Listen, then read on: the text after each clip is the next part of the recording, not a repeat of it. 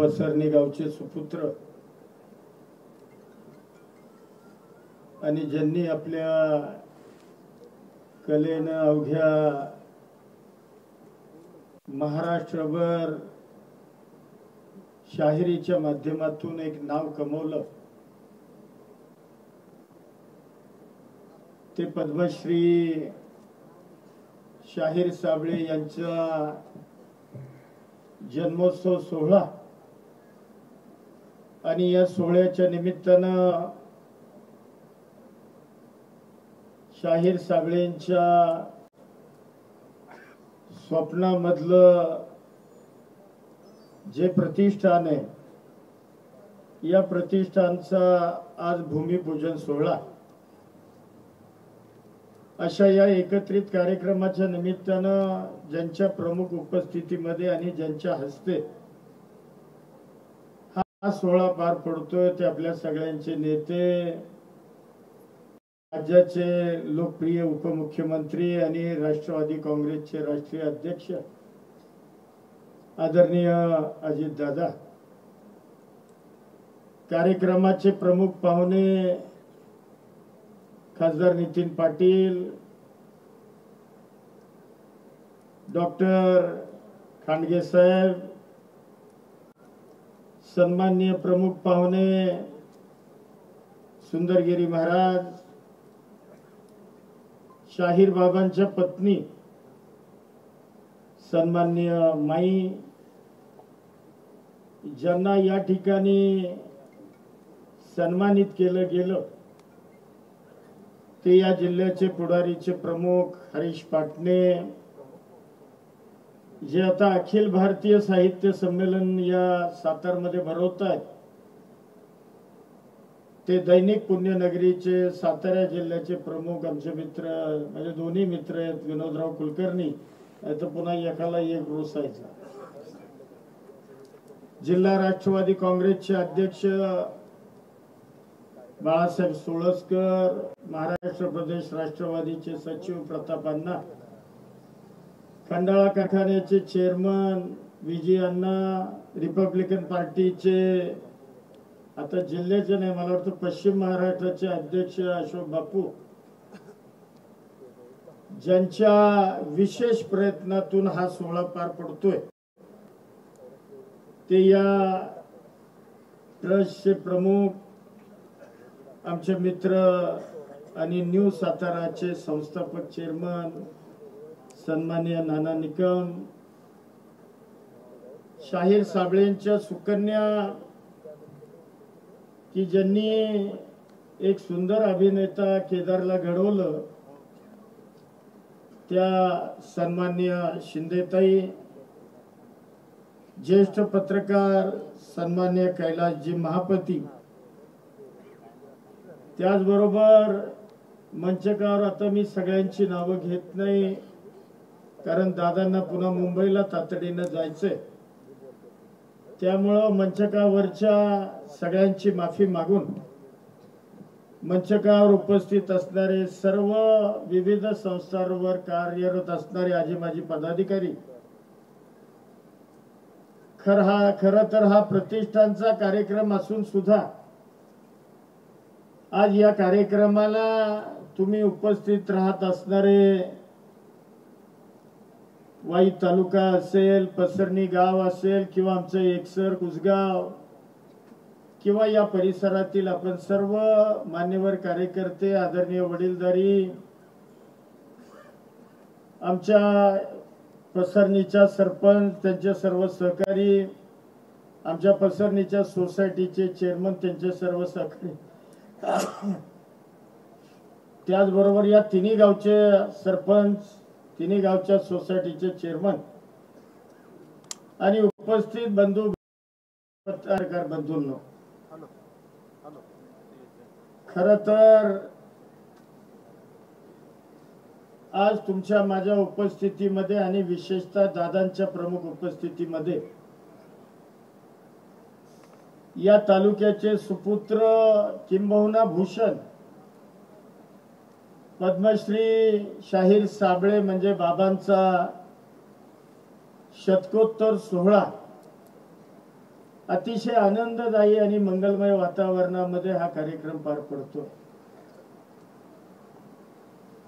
बाबांना जाऊन काही वर्ष झाली, परंतु बाबांनी त्यांच्या संपूर्ण कारकिर्दीमध्ये शाहिरीच्या माध्यमातून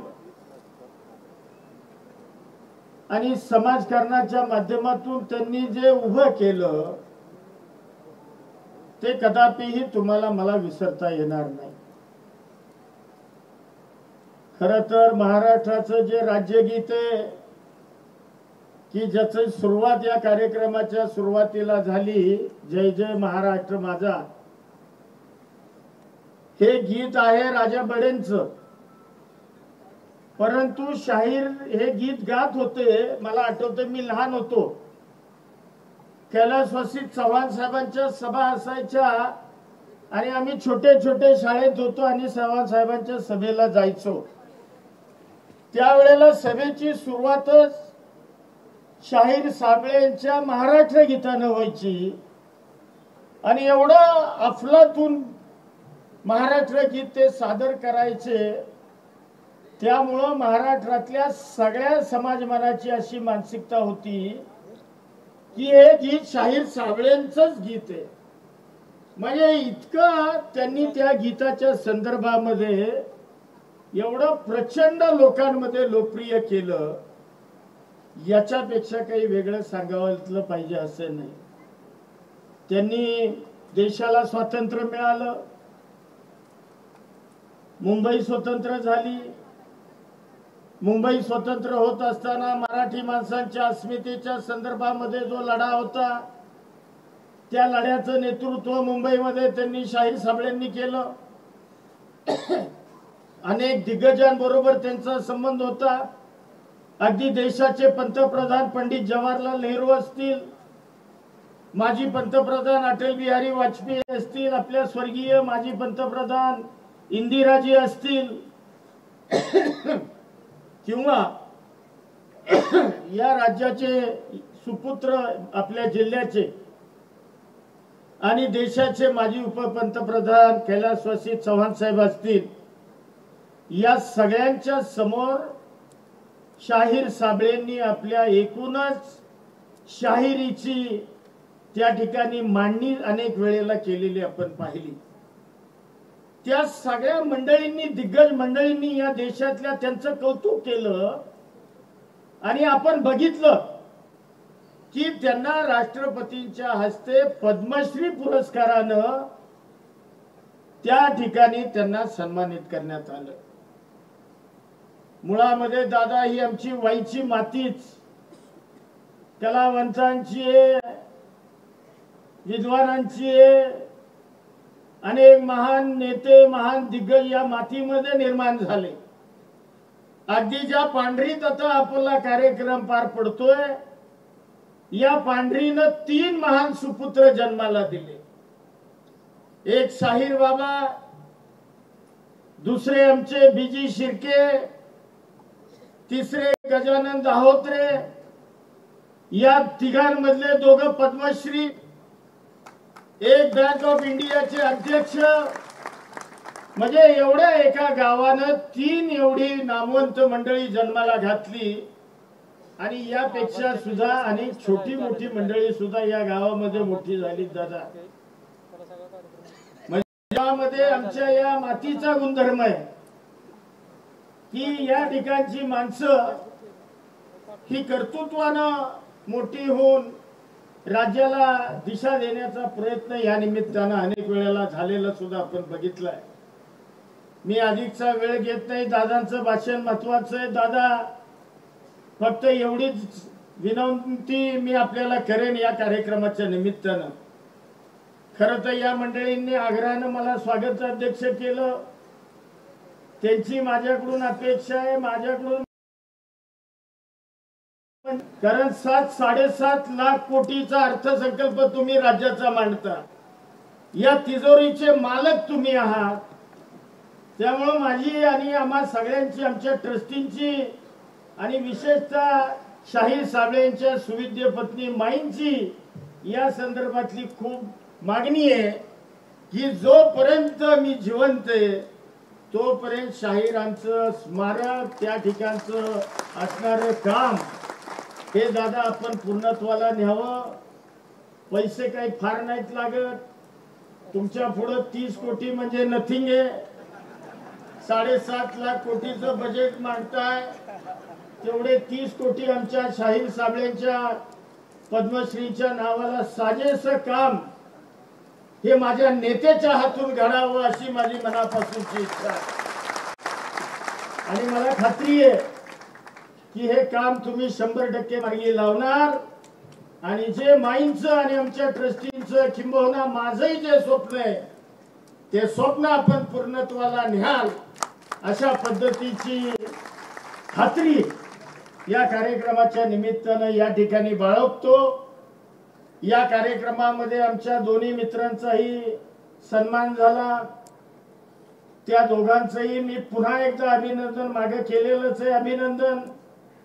परंतु दोघंही चांगलं काम करतात. एक काय पुणे अधिकृती काय ते मंडळ आहे ते नावच आठवत नाही. पत्रकार अधिस्वीकृती समितीवर आमचे एक मित्र अध्यक्ष झाले. दुसरे आमचे आता अखिल भारतीय मराठी साहित्य संमेलन भरवत आहे. म्हणजे या दोन्ही मान्यवरांचाही सत्कार या निमित्तानं झालाय. आमच्या डॉक्टर खांडगेंच्याही पुस्तकाचं प्रकाशन या निमित्तानं झालंय. आणि अतिशय चांगला कार्यक्रम या निमित्तानं संयोजकांनी घेण्याचा दादा प्रयत्न केलेला आहे. पुन्हा एकदा दादा आपण आमच्या विनंतीला मान देऊन या प्रतिष्ठानच्या कार्यक्रमाला आलात. खरं तर आपलं आजचं शेड्यूल एवढं व्यस्त होतं तरी सुद्धा आमच्या सगळ्यांच्या प्रेमाखातर शाहीर बाबांच्या प्रेमाखातर आपण आज आमच्या या कार्यक्रमाला उपस्थित राहिलात. त्याबद्दल संयोजकांच्या वतीनं माझ्या वतीनं आपल्याला मनापासून धन्यवाद देतो आणि माझे 2 शब्द थांबवतो. जय हिंद, जय महाराष्ट्र. पवारजींचा वारसा, कर्तृत्वाचा ठसा, अजित दादा एक भरवसा. महाराष्ट्र नेते आदरणीय नामदार अजितदादा पवार.